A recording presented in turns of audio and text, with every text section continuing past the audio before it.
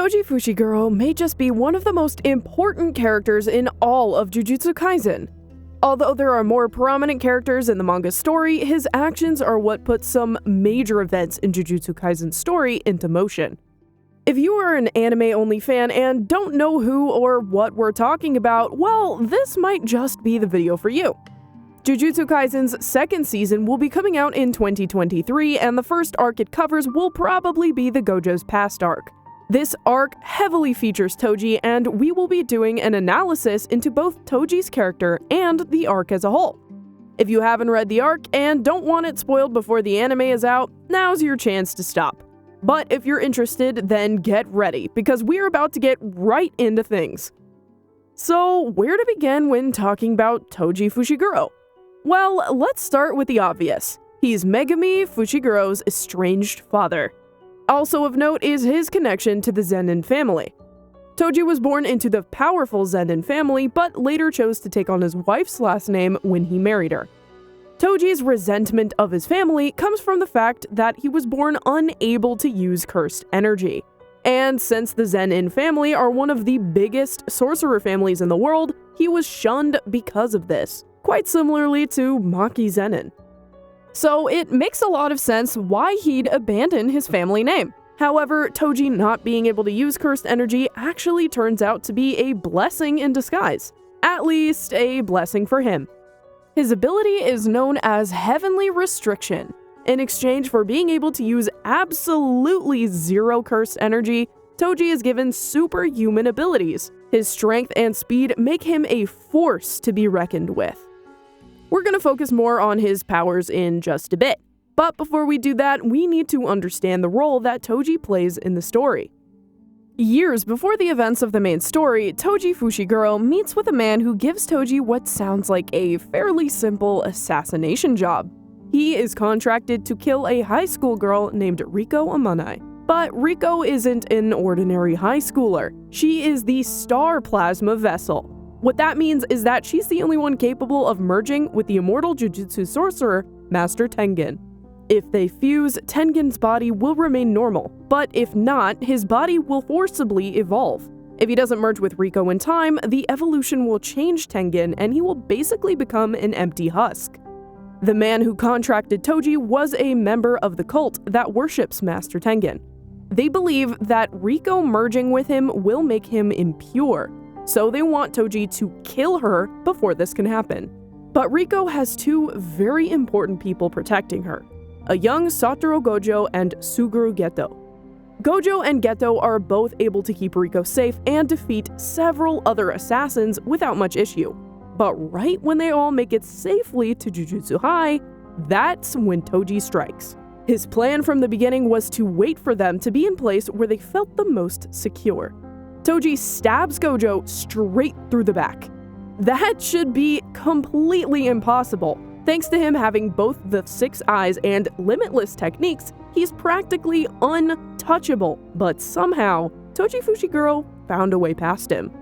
Thanks to Toji's body not producing any cursed energy, it's impossible for Gojo to track him with his 6 eyes technique.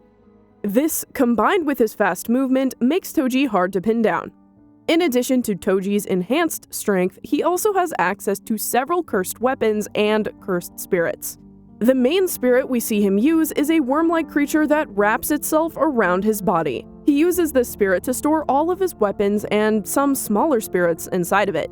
Then, in order to make sure that even the worm spirit can't be detected, he has the spirit eat its own tail to shrink and then swallows it, ensuring that any bit of cursed energy he may have had is now invisible. The most important of Toji's weapons is a blade called the Inverted Spear of Heaven. When a curse user is stabbed by the spear, it forcibly blocks their ability to use curses. This almost spells the end for Gojo. After Gojo's cursed abilities are blocked, Toji rapidly stabs Gojo until he collapses.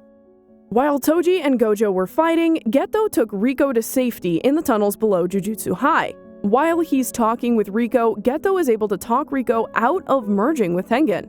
He'd grown attached to Riko during their journey and couldn't bear to see her disappear, which makes what happens next all the more tragic. right when Riko agrees to go back home with Geto, she is shot in the head by Toji Fushiguro. Riko is killed instantly. After Toji murders Riko, Geto fights him, but just like Gojo, is outmatched. Even the cursed spirits under Geto's control can't kill him. Luckily for Geto, Toji decides to spare him, since he's not sure what'll happen to the spirits under Geto's control if he kills him. Having defeated 2 of Jujutsu High's top students, Toji takes Riko's body and presents it to the cult that hires him. But now it's Toji's turn to be surprised. Right as he is about to leave, he is confronted by Gojo again. Gojo had barely survived his first encounter with Toji. By all accounts, Toji should have killed him. But right as he was at death's door, he forced himself to learn a new ability: Reversed Cursed Technique.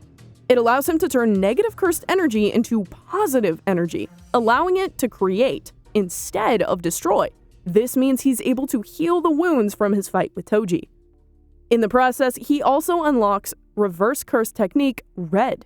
It's the opposite of his Curse Technique Blue. When Blue creates a vacuum that pulls everything nearby towards it, Red pushes everything away. Gojo unleashes Red on Toji, which sends him flying back at high speeds into a nearby building. But thanks to the enhanced durability Heavenly Restriction gives him, Toji survives. The fight between Toji and Gojo continues, with both of them giving it their all. But that is when Gojo combines both Red and Blue into his ultimate attack, Hollow Technique Purple. It combines the attraction and repulsion into an imaginary mass that destroys everything in its path. Toji is unable to dodge it, and the immense wave of energy completely annihilates the left side of his body. That's the last we saw of Toji alive. Despite having died over a decade before the main plot of the series began, as we've mentioned before, he had a major impact, specifically on Suguru Geto. The fact that Riko was killed on the orders of a cult of non-sorcerers is what began Geto's hatred of regular humans. His reasoning is that since only non-curse users can produce negative cursed energy, then the world would be better off without them. This, combined with another incident a year later, would be what makes Geto abandon Gojo and Jujutsu High. Geto would go on to start a family of people who thought like him and wanted to rid the world of non-curse users. This led directly to the events of Volume 0 and his eventual death. And that led straight to his body being possessed by brain-hopping ancient sorcerer Kenjaku, one of Jujutsu Kaisen's main antagonists. So, in a long chain of events, Toji taking that contract is what led Kenjaku hijacking Geto's body. We don't have time to get into Geto's character right now, though, although we are planning to make a character analysis about him in the near future.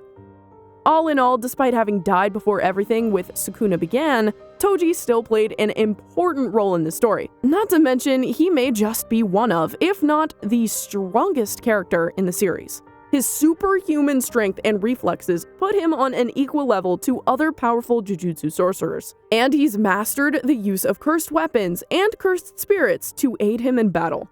With the second season of Jujutsu Kaisen set to air in 2023, we will be seeing Toji in anime form. Are you excited for Jujutsu Kaisen's new season? And just what are your thoughts on Toji Fushiguro?